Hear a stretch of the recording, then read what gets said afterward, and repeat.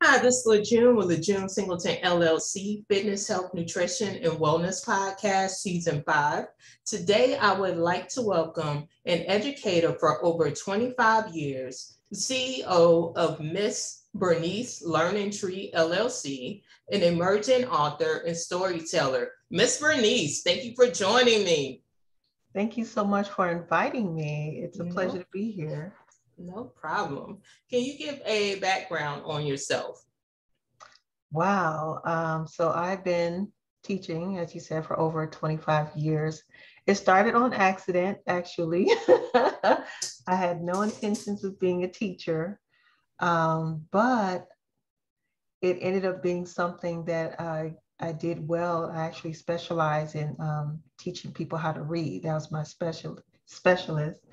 I started off in my house, just kind of looking after my own children, and then just to help out other friends and family members. Somehow I ended up with 13 children in my house.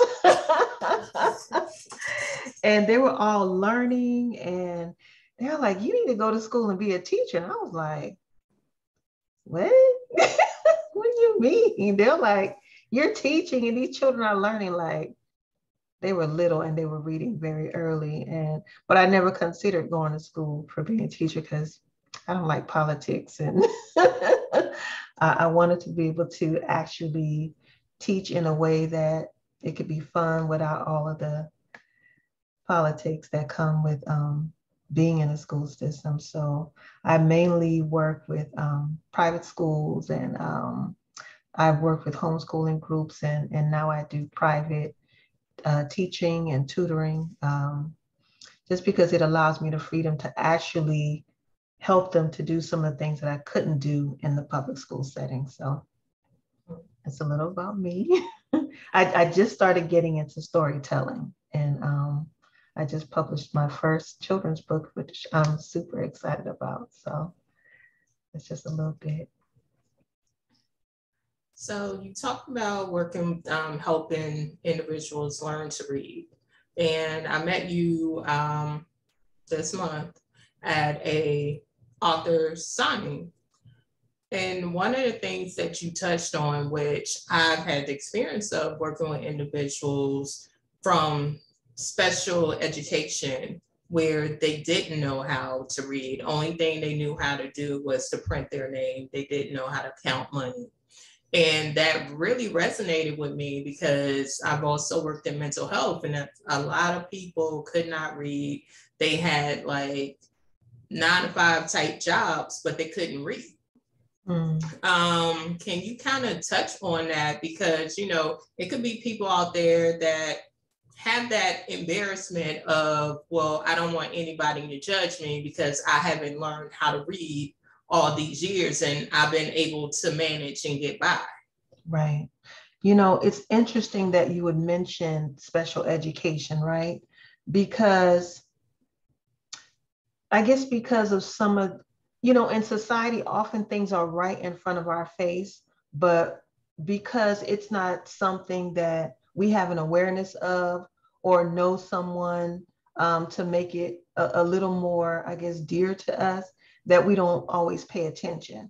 And sometimes because we're so busy with the rigmarole of everything, we don't pay attention to small signs, right?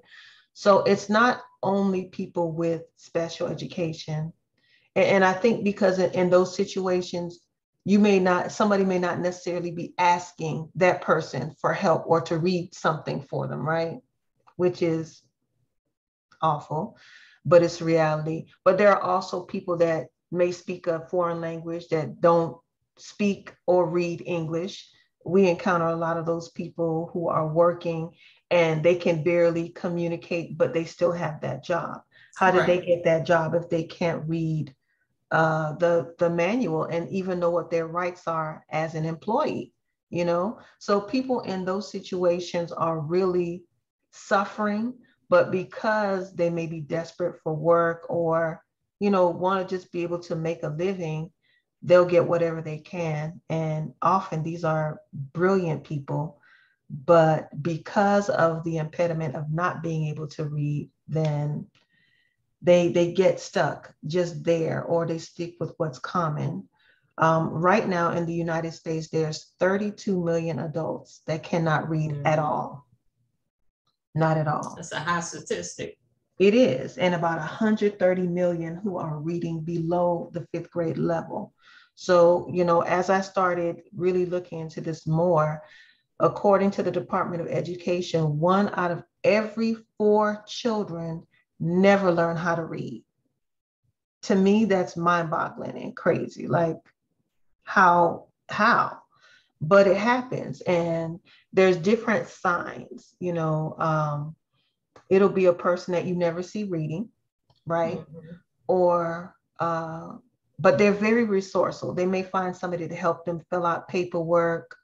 It may be a person, oh, I don't have my reading glasses. Can you help me with this? Or, can you tell me what this says? They'll ask for little things, depending on, I guess, if they can feel a person out and feel like, okay, I can trust you. And most of the time, if someone does know that they can't read, they do help support them. Like my grandmother couldn't read at all. And hers was a situation because of foreign language. Like she barely spoke English. She spoke some English, but she couldn't read it. So her husband helped her with reading.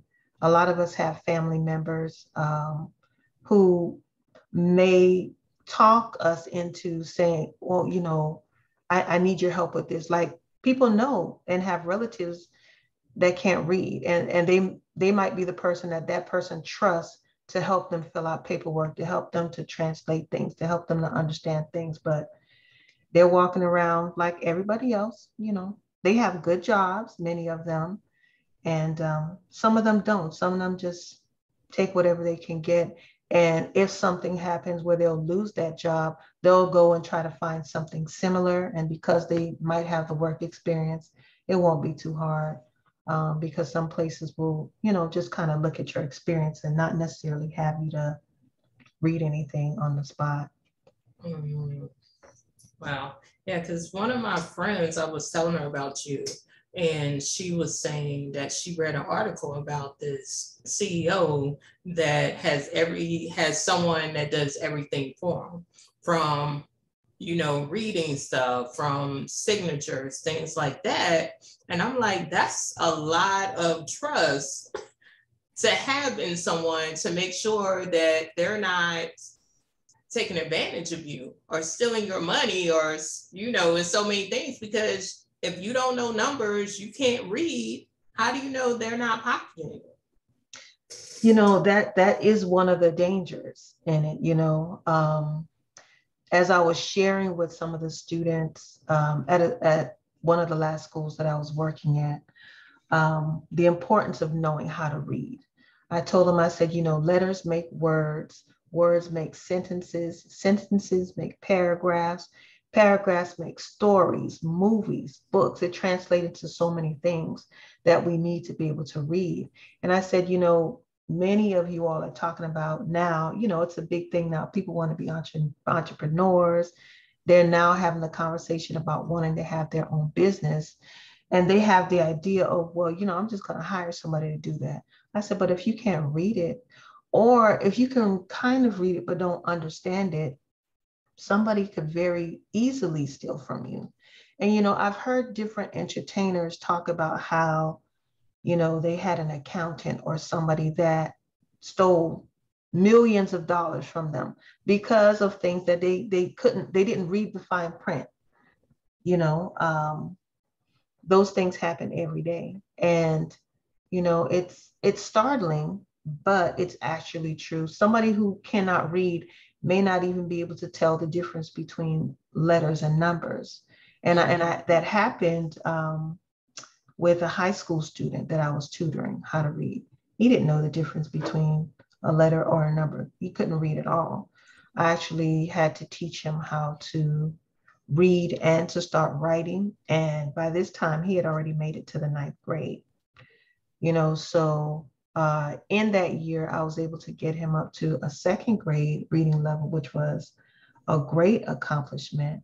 But, imagine there's adults who are in similar situations, who can't read, who wouldn't be able to tell if something was written backward or forward, or everything just looked like, if we're walking through Chinatown and everything's in Chinese, it's the equivalent if you want to understand somebody's viewpoint who cannot read at all. It's just there. It's a bunch of letters that they can't make out. So speaking on letters, dyslexic is one huge thing that people experience, that they're dyslexic. So when you're working with individuals, teaching them how to read, how does that play a part when you're working with them and teaching them to read, to identify that some of it may be dyslexia? Well, as an educator, it's very important that we pay attention. Every school year, even though I've been teaching for a long time, every year I get I get like a nervous excitement when school is starting. And someone would think, oh, well, you've been doing this a long time. Like, what are you nervous about? I care about it so much to the point where I'm like, wow, if it's returning students, how was their summer? How did they do? What was happening? Did they get a chance to practice? And if it's new students, am I going to be able to communicate to them? I have to find out how they learn, because everybody learns differently. And I actually would dedicate really I would say the first 3 weeks of school, period, getting to know that student, getting them reacclimated, paying attention to their learning style, because sometimes it's just that, where one child, I'll give an example, one child, if I'm teaching them color words, right, they may be able to identify it by selecting the correct thing. One may be able to identify it in their way of communicating is by saying it, right? And another one, everybody just has their way, where somebody would succeed with maybe circling or drawing a line. Somebody may do better with filling in the blank. It's just a difference of how they learn. And so with things like dyslexia, there'll be different things where they may skip words, right? They may write some things in backwards.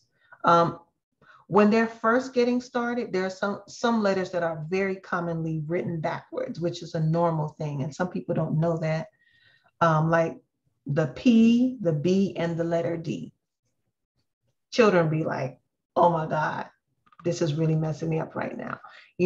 Some of it has to do with motor skills, but when somebody is reading, for me, I had signs of dyslexia that I noticed once I became aware of it. I never got tested for dyslexia, but I noticed that I would have to always go back over things that I wrote, because I would find where I thought I wrote something down, but I didn't.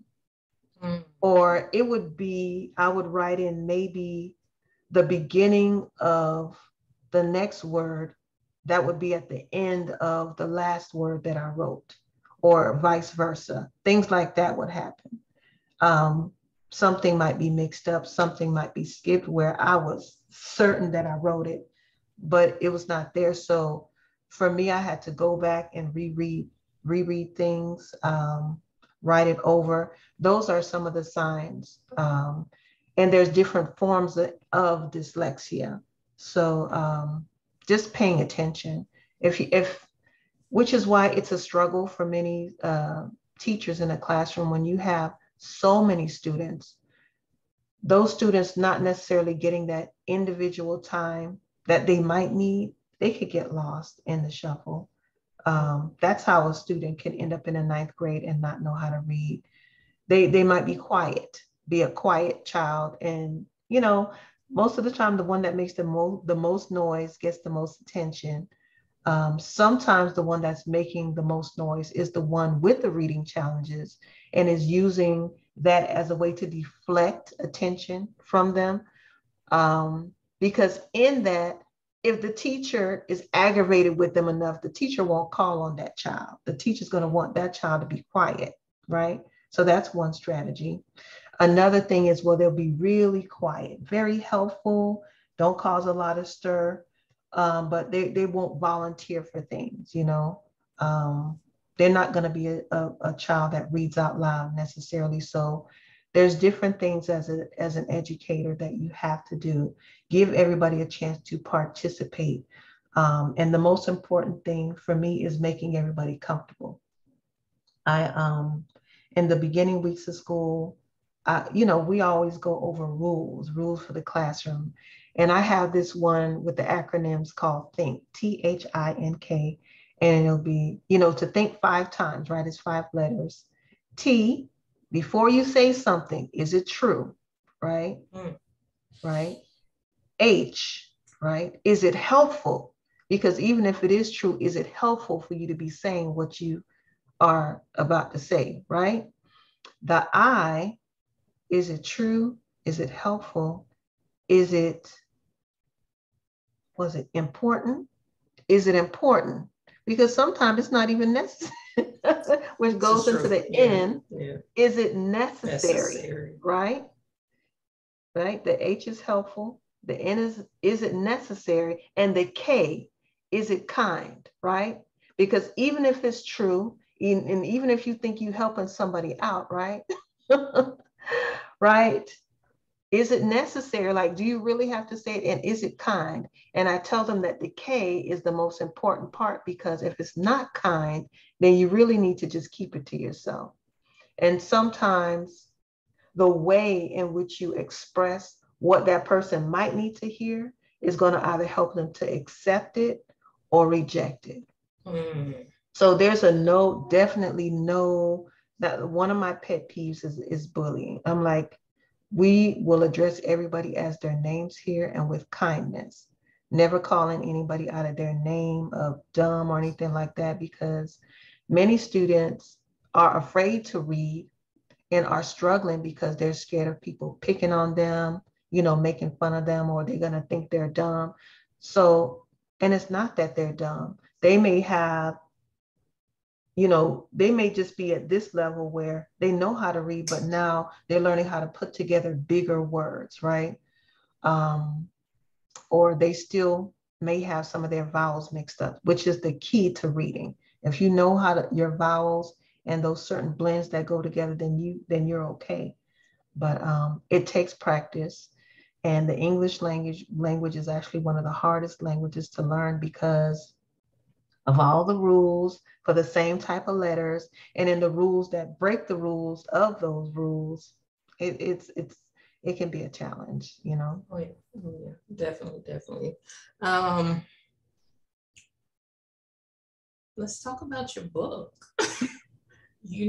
I'm excited because I think what you do definitely needs to have a voice around it, even though, you being an educator and being an author, that ties in together, especially teaching people how to read. Thank you. One of the reasons, there's several reasons why I wrote my book. I'm so excited about this. Get it for your kids. Yes. Say goodbye to nightmares. There's several reasons why I wrote this book, right? One of the reasons is because one of those ninth graders, because there were several. There were a couple of them, high school students that I was teaching how to read. The one who couldn't read at all, who was starting from the bottom, was very excited about learning. And I remember him learning sight words, and we were doing different games because I learned his type of learning style. And I was like, oh, okay, well, this works for you. And when he realized that he was remembering, he was shocked. And he was just like, because he thought he couldn't do it. And I was just like, you can do this, right? And he was just like you could see it in his face, and he'll be like, I'm getting this, I'm getting this. And the excitement there. And then I remember I showed him, I said, okay, now all these words are the words you're going to see in sentences. Like if you get these words, you'll be able to read every book, right?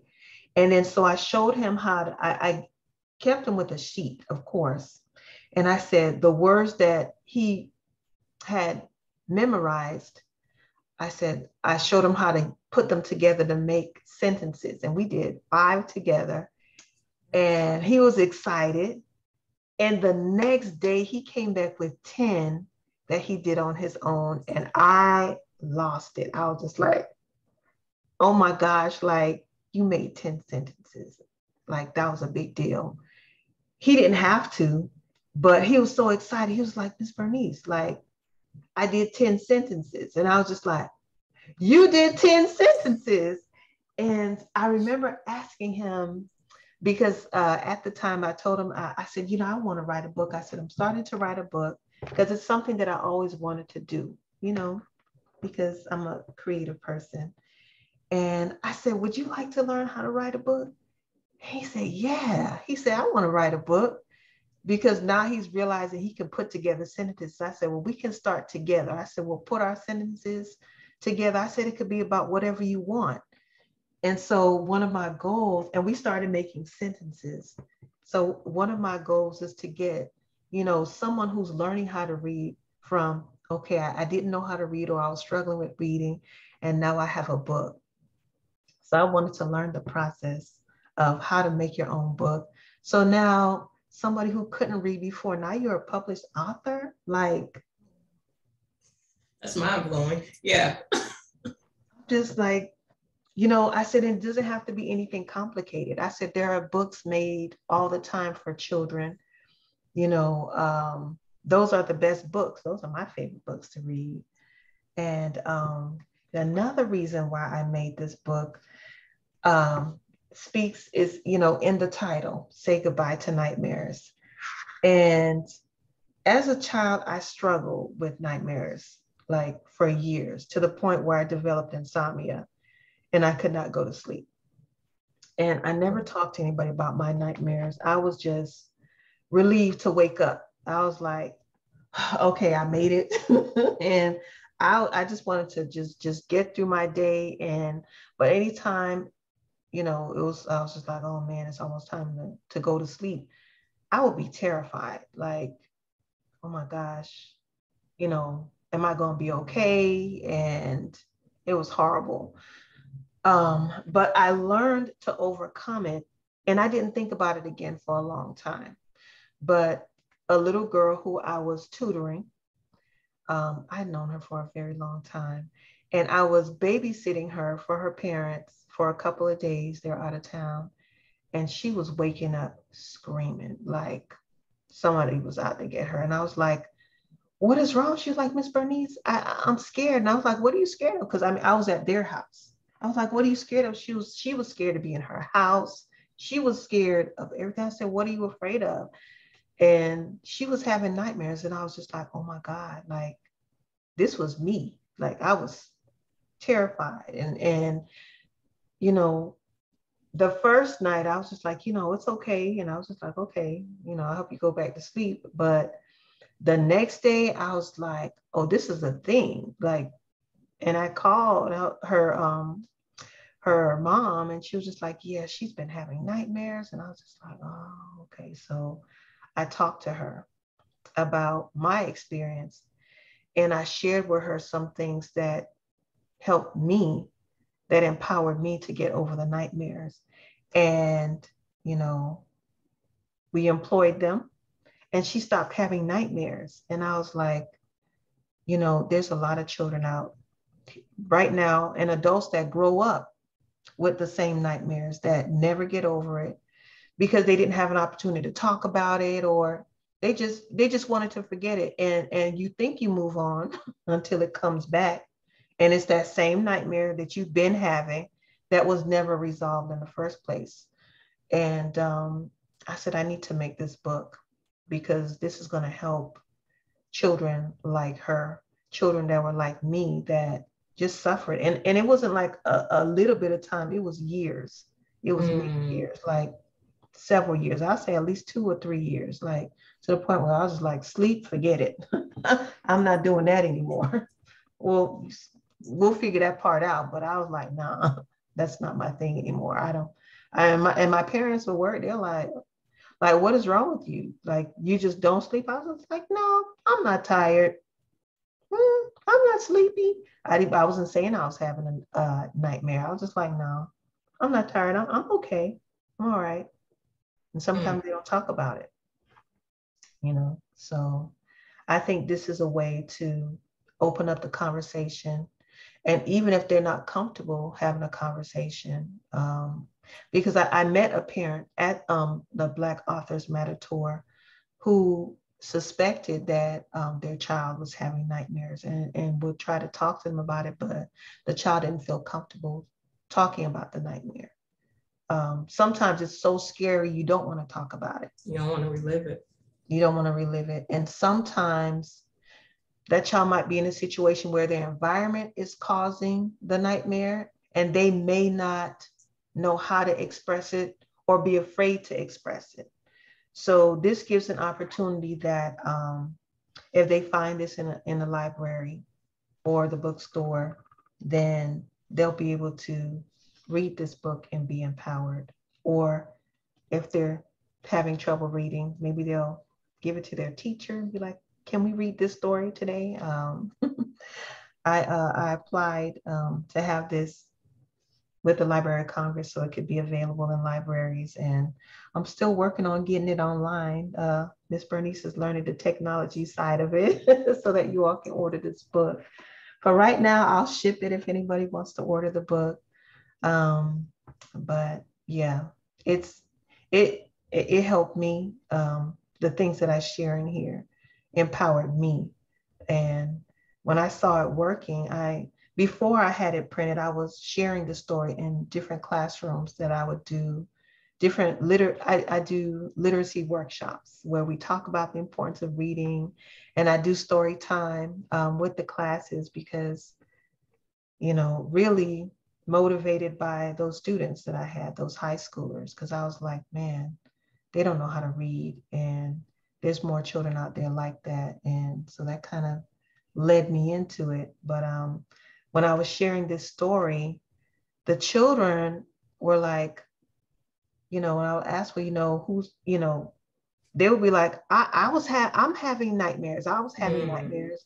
And they were excited to talk about it and relieved that, like, okay, there's a way that like this can stop. And they said that it helped them. So I was just like, okay, Bernise, you really need to like make this book, because I was seeing the reaction and they were just like, wow, like that's me. They saw themselves in there and they realized that, okay, I can do this too. I can say goodbye to my nightmares. And so I was just like, that was a confirmation for me to get this book done.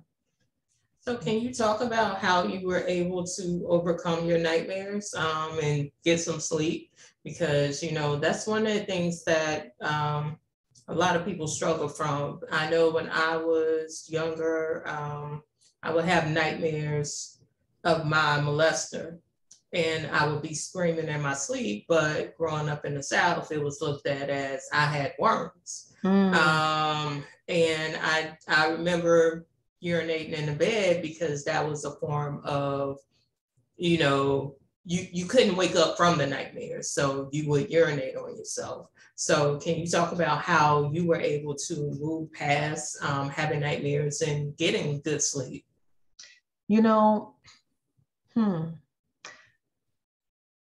Looking more into nightmares, because I'm a nerd and I start studying things when I'm fascinated by it. I even looked up, children who are visually impaired, do they have nightmares? Because people don't think about that. And they do.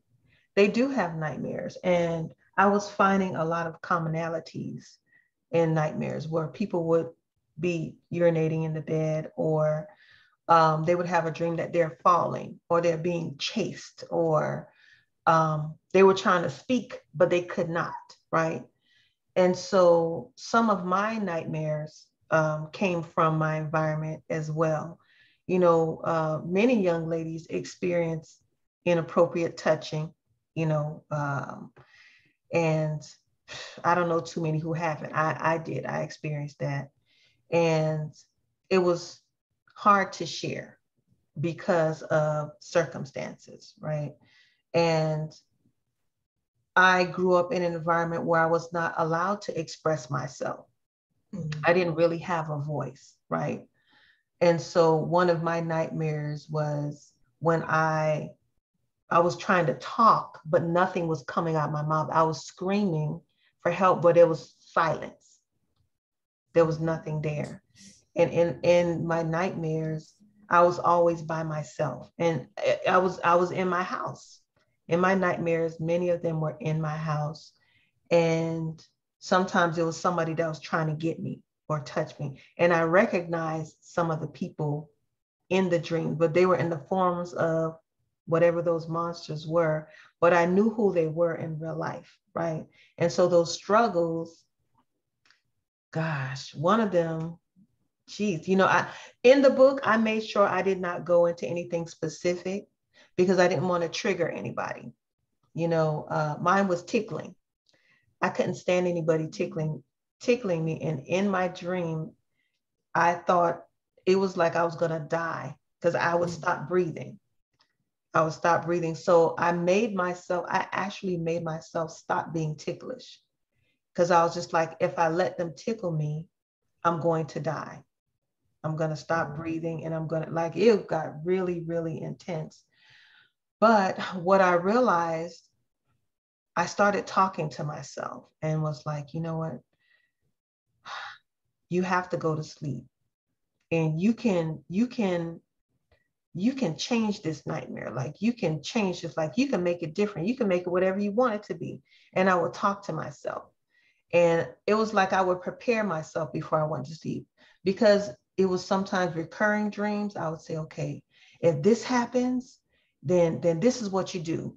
Because it's like I was talking to my dream self to say, listen, this has happened before, almost to say, do you know that if this is happening, you can do this because you're in a dream, so you can control it. Do you know that if this is happening, you can do this? And so I would tell myself things, kind of like coaching me into through my dream, like you can do this, or you can have this power, or you can fly, or you can do this, or you can make this person disappear, or you can, you know, all of those things. And I empowered myself to the point where I can control all of my dreams. And that's what helped me, you know. And so that is the power that I gave to the young lady. And before she would go to sleep, I said, okay. I said, you know, this is your dream. I said, you know, you can control your dream. And she looked at me like, what? I said, yes. I said, I didn't know either until I started doing it. I said, so, okay. I said, so we're going to do it. Okay. And she was looking at me like, I'm listening. Tell me more. And I was like, okay. I said, okay. So I said, okay, we're getting ready, right? We're getting ready. I said, we're going to be fresh, have a nice bath, be comfortable. You know, I said, okay, you know, are you comfortable with what you're wearing? You know, are your sheets comfortable? Because sometimes, Lord, if we too hot, that sheet is trying to get us into sleep, you know, or, you know, don't drink anything too close to bed because, Lord, if you try not to wet it, that is not a good idea. Because boy, I know plenty of people who was in the dream, thought they were going to the bathroom, but they weren't there for real. They weren't there. They were still in the bed. But you know, it was one of those things. And so I said, okay. I said, okay, let's talk about it. I said, okay. So I said, so what are you going to dream about tonight? And she loved parties. So I said, you can have a party in your dream. And she was like, yeah, I can have a party. I said, okay. But I said, okay. So I said, so what are you going to be wearing at your party? We went over the outfit, what she was going to wear, who was going to be in the dream, who are you invited to your party? I'm like, am I invited to the party? Yes. Oh, do I get the party? What am I going to be wearing? You know, what music are we going to be playing? And, you know, all of those things, the more details, I was like, okay, we're going to have this music. I said, we're going to be partying. We're going to be laughing. And I said, are we going to be outside? Are we going to be inside? Where are we going to be? What? And she painted this beautiful picture. I said, you can have anything. I said, you love unicorns. You can have a unicorn in your dream. Man, it was all, listen, this was a party of the century. Do you understand? The party of the century. And man, to see her, to experiencing her have that relief and get to the point where she was not afraid to go to sleep anymore.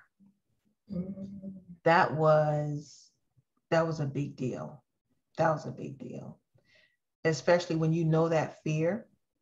I was just like, man, and it didn't hit me right away until I had the opportunity to have her, again. And I was like, I didn't want to say anything because you don't want to talk about it. I was like, I'm not going to say anything. But I noticed that she wasn't scared when it was getting dark, right?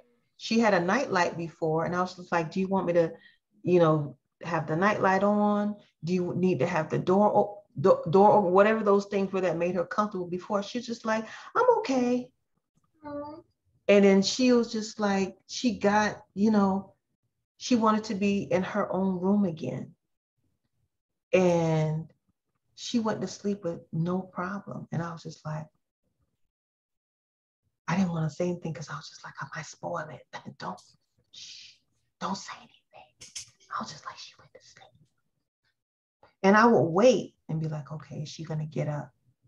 But she didn't get up. She did not get up. She would sleep all the way through. And I was like, wow. Okay, Bernise, hurry up and make this book. So that gave me more motivation to do it. And just for her to experience that relief, understanding that that's a big deal, because not sleep deprivation is terrible. Yes. It's terrible. And it causes a lot of problems in people who don't get enough rest. A lot of people are unhealthy because they're not getting enough sleep. And sometimes, we focus a lot on our diet. So we got to exercise, we got to do this and that, but not getting enough sleep is just as serious as eating unhealthy food. So if you're having nightmares, don't understand that the sleep, the diet, and the exercise and the mindset all ties in together. Because if you're not getting 8 hours to 6 hours of sleep, you're not going to get that ideal weight that you want. If you only get 3 or 4 hours, your body's like, okay, we're not resting enough, so this weight is not going anywhere. Yeah. And I experienced that. I was just like, okay, what's going on? What's going on? You're thinking, okay, I'm eating healthy and I'm doing exercise. Okay, I could have been a little more consistent with that, but still, I was like, okay, I'm getting the exercise at least a couple days a week, not every day, but I'm doing something. But it did not dawn on me until I actually looked it up, the importance of sleep. I was just like, man, I need to go to sleep. Mm-hmm. Like, that's a big problem. I was averaging about 4 hours of sleep. Oh, well. Yeah, it was bad. I had to learn how to go to sleep. Yeah. So let's talk about your story time, because I know you do it on Instagram. I see you live. Was it Tuesday and Thursdays at 1 o'clock? How did that get started? Story time. Oh my gosh. So this takes me back to the school, right? So story time started off as handwriting videos, because those high school students I was telling you about, I was also teaching them how to write, right?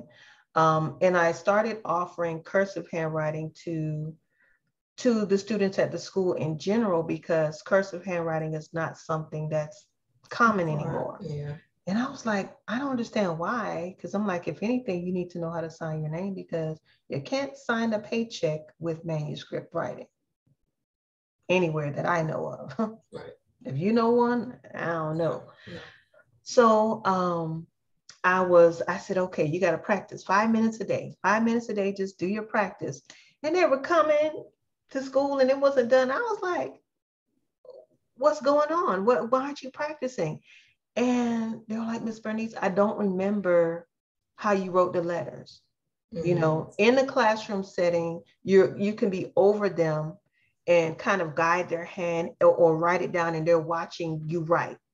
But then we moved into the pandemic situation and I was just like, okay, how do I keep doing this, right? And how do I help them because they didn't have somebody at home to help them practice? And I was just like, I said, but I bet you were on YouTube. And they were like, yeah, I was on YouTube. So I said, you know what? I said, well, guess what? I said, I'm going to make you a YouTube video. And they were like, really? I said, yeah. I said, I'm going to record my hand and I'm going to write those videos because I wanted to offer them a solution. Because I was like, okay, realistically, I know this situation. I can't just be mad. Okay, what can I do about it? How can I help? And that really needs to be our approach when we see students struggling. Not you should know better or why didn't you do this? We can ask the question like what's going on, but however we can offer solutions because you never know what those children are going through. And sometimes we know.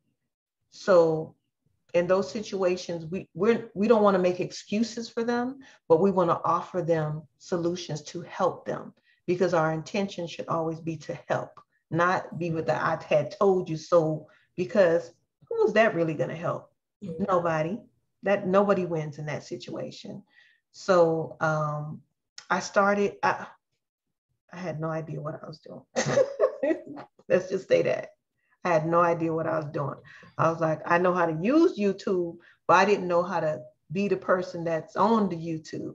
So I was looking up tutorials and I was asking a lot of questions. I was like, you know how to use YouTube? How do you use this thing? What do I, huh? So I was like, I did the part that I knew how to do, which was record. And that was really hard because I was like, how do people do this? How do they do this? Like, I was just like, I'm holding the thing in one hand trying to I'm like, how do I make it look at my hand? I'm not trying to be on the camera. I'm just trying to have my hand here, write the letters, and that's it. No, that thing took me months. Do you understand? Months. At first, I was like, this A through Z. Okay. No, that was not the truth. That wasn't the truth. I didn't tell myself the full story. The full story was, okay, you're doing capital and lowercase, right? So multiply that. You're doing it several times, at least 5 times each letter. So multiply that. You're doing cursive and manuscript, multiply that, and you recording it? Yeah, that's not just 26 letters. That's a whole bunch of letters and a lot of time. But you know, I was like, okay, I'm doing this. You're gonna watch these videos. And then, you know, I thought about, okay, well, let me add the stories to it because I know the benefits of having 10 to 15 minutes of reading per day. It helps with building vocabulary. And they couldn't read by themselves. They didn't have anybody reading with them at home. So I was just like, I'll read with you at home on YouTube. Just, you know, hit the thing. If you can get the captions on, that'll help show the words. And there we go, right? And it started from there. And I lost that job because of the pandemic. But I was just like, well, I have to keep going because I know they're still watching. They started following me. I was like, they following me? And still trying to figure out how to use all the different social media. I was like, okay, well, how can I help more people? Because I'm like, this is just a classroom, right? And I didn't think about it right away, but I started getting messages that, you know, I was watching your story time and man, I haven't read a book since I was in elementary school. And I remember that story that you read. I was like, golly, I haven't read a book since elementary school. That's a long time. But they were excited to hear that story. Oh man, Miss Bernise, I hated reading, but I was listening to that reading tip that you were talking about reading, and I'm going to give it a try. because I shared one where I was like, well, you don't have to try to read a book this thick, especially if you don't like reading. I'm like, start off with a magazine, get a comic strip, find, something that you can get excited about. And they're like, I'm gonna try it out. People were sending me pictures of them practicing handwriting. I was like, oh my God, like this is a thing. Like people are watching this. And I was just like, of course, because if they're not teaching cursive handwriting in school, somebody still needs to learn and wants to learn. And those few students, that was just one school. There's so many more out there, Yeah. that's not asking for help because they're embarrassed, because they don't know who to ask, they don't know how to ask. So, it's a big challenge, even though I offer tutoring, it takes a long time for people to actually do it because they're scared, they're scared. Yeah. So, but that's how it got started, and give me a chance to read a whole bunch of books I never read. And I was just like, oh, this looks like a good story. I think I'm going to pick this one up. Yes. And so I offer it now because I want it to become like a normal thing. Like people should be excited about stories. So I had a chance to do story time for a party. I got a chance to do a story time for a literacy week with a school in Bermuda. Oh, nice. I was like, what? They sent me a message like, oh, we're having literacy week. Can you do? So I was like, yes. And so I shared a story with them, and I'm a teacher, so I made up all these games and activities, and we had a ball. And they were like, Miss Bernise, are you coming back? I said, y'all excited about reading? Y'all want me to come back and read you a book? What? You're like, yeah. And I was just like, wow, like this could be a thing. And I got invited to a couple of classrooms, and every time, and the children shared with them people that they knew that couldn't read. They're like, yeah, one of my friends can't read, and I try to help them. So I'm like, if we're not doing something to address this, how do we lower those numbers? So I was just like, well, if y'all want me to come to your classroom and do story time, shoot me a DM, let a sister know. Click the link in my bio. I'll be happy to do a story time, because it's necessary. We need it. And I never thought, doing this, it's interesting because when you have the intention of helping people, there's so much that you gain along the way, right? Like I didn't even know, I knew there were storytellers, but I didn't know that I could be a storyteller, if that makes any sense. Like it didn't dawn on me until I met a storyteller, and she was just like, you can get paid for doing this. And I was just like, I'm sorry, what now? I can do what? I can get paid telling stories. And she was like, yes, you can. And so it opened up a whole new world for me, which was great because I had lost my job. I lost my job in August. And I remember at the time, I would listen to a lot of things by Steve Harvey. And he would say, your gift will make room for you. And I was like, what is my gift? I was just like, I teach people how to read. And I was just like, that's a thing. I'm like, everybody's not doing that. And I started off with the intention of, well, how do I reach more people?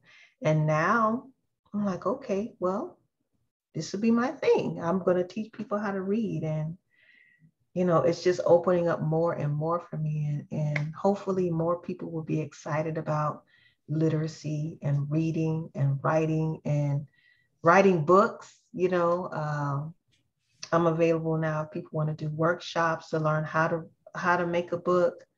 I'm not the one that make the books like this, y'all. I'm not there yet. I know how to write, but I just want to get people started, get people excited about it. And so if we could spread this and create a reading culture, to me, that would be amazing. Yeah, I said I'm going to make that my hashtag reading culture, because we need it. We need it.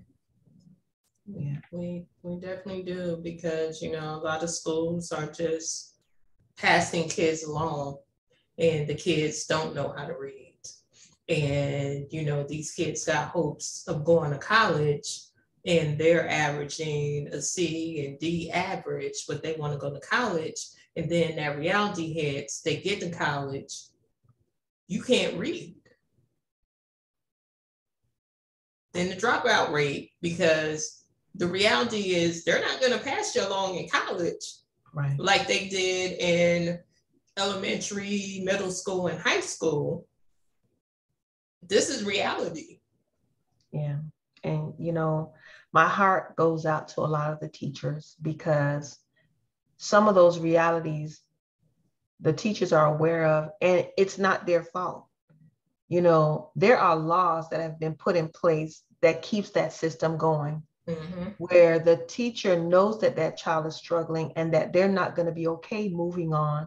But if they have a certain type of IEP, which is an individual educational plan, they're not allowed to fail that student. They have to pass them along, even if they know that child can't read, which makes no sense, but it's out of their hands. And that's some of the politics that I'm just like, yeah, I'm not interested in being a part of that, so it's hard, teaching is hard. It's not hard if you love it, but those challenges, really, they follow you around. I don't know, not one teacher that doesn't look like she has a whole classroom. She or he has a whole classroom at their house. We buy school supplies. We have all these books because the heart of the teacher cares about their student and really wants the best for them. And often when the teachers know there's those children's situation or not, they're still going to try to figure it out. And those circumstances just make it like, wow, it makes you sad. It makes you sad, so shout out to all the teachers out there. My heart goes out to you, because I know and I understand. And they take a lot. They take a lot. Sometimes people will blame the teacher for things, and there are some not so great teachers out there, but there are way more really good teachers who just happen to be stuck under politics, with schools and the system. So, but. And I also think a percentage is also the parents too, because the teachers get them only a percentage time. The rest of the time they're at home with you, the parent. So, I think parents think, well, you're at school, you need to learn at school. No, teaching happens throughout their life. It starts at home. They go to school, it continues at home. So parents need to also put in on reading time, writing time, coloring time, education time as well. You're right. But as a parent myself, and knowing the realities of a lot of parents, I always lean to the side of compassion, and I always look at that word that people don't like to talk about, racism, the system, because a lot of times it's not because those parents don't want to help the children. It might be a situation where that parent can't read themselves. Yeah. And the child may not know that. It might be a situation where when that child gets home, they're by themselves because that parent has 3 jobs. They're not home. And by the time they get home, they're exhausted. They need to go to sleep because they have to get right back up in the next 2 hours to go to the next job. So that parent may be desperate and looking for after school programs or something where they're hoping that can help the child. And the child really does need their parent.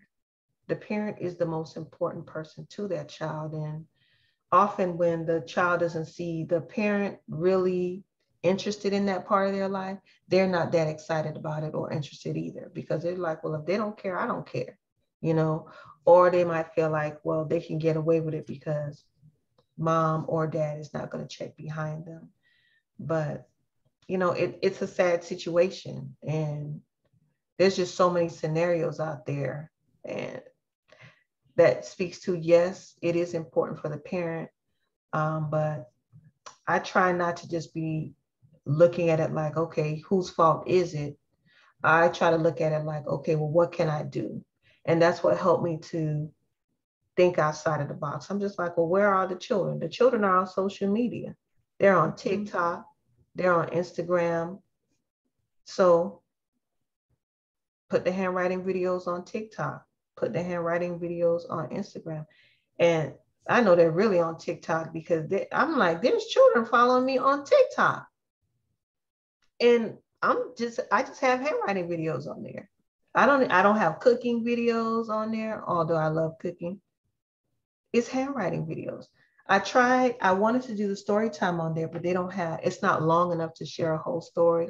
So I'm just like, follow me on Instagram if you want to hear the story, or on YouTube.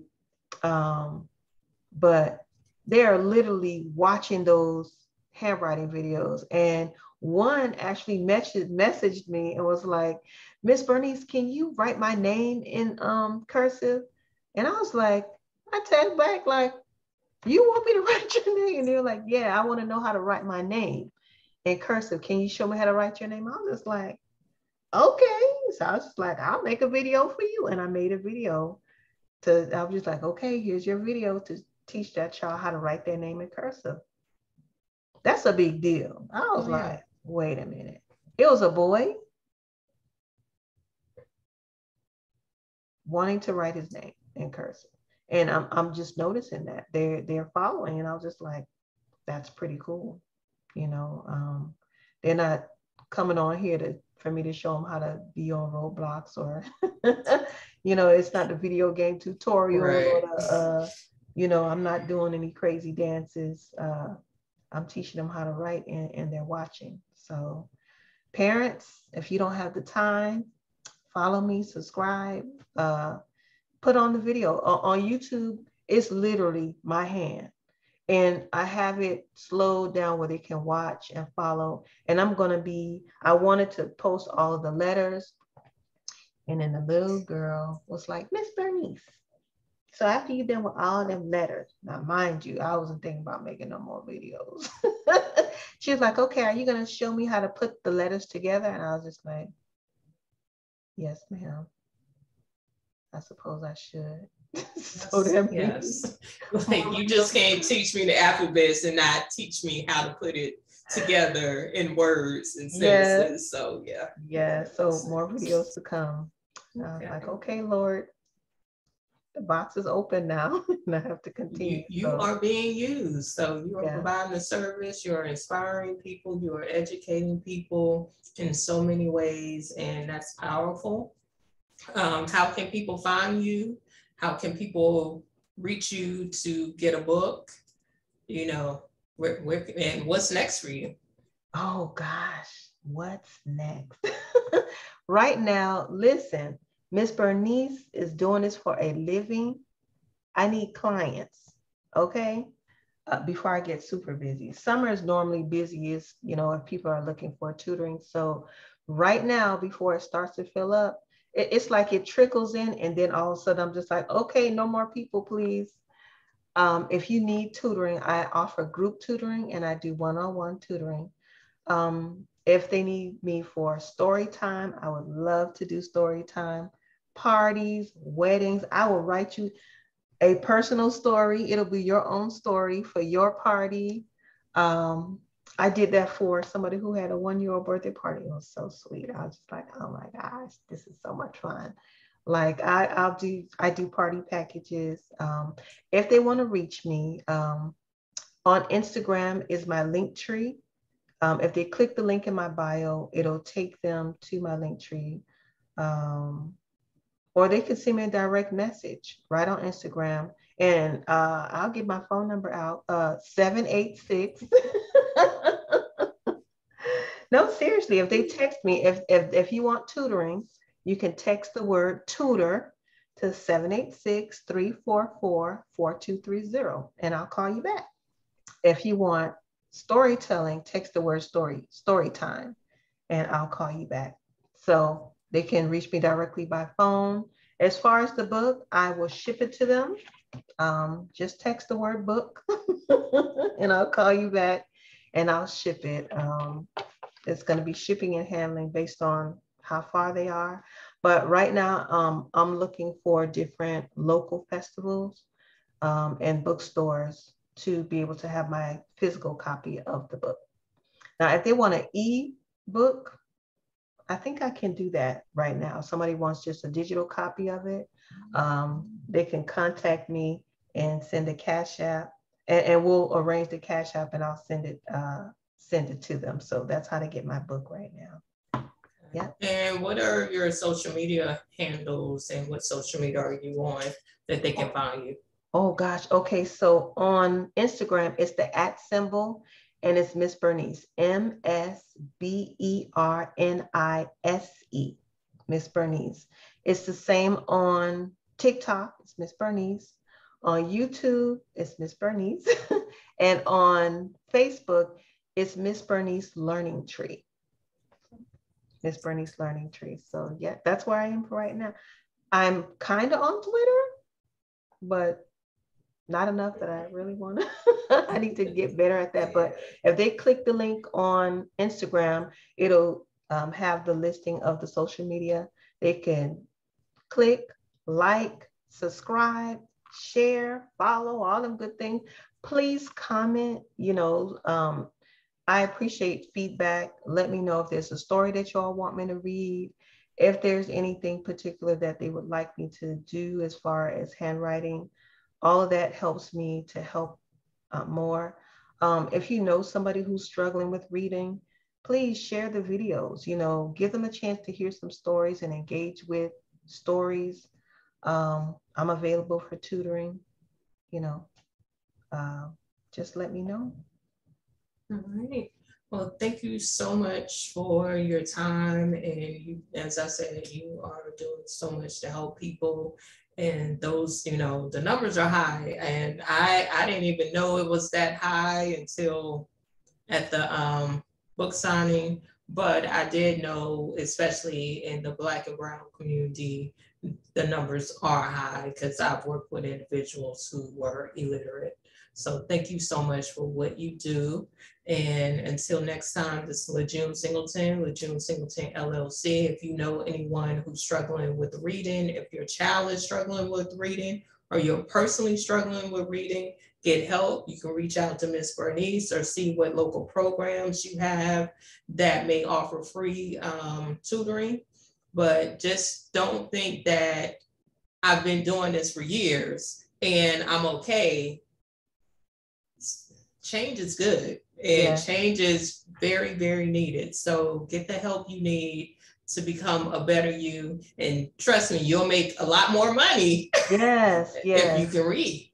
And you know what I would say? As amazing as you already are, that person out there who can't read, as amazing as you already are, think about how much more amazing you would be if you could read those books that help you get to millionaire status.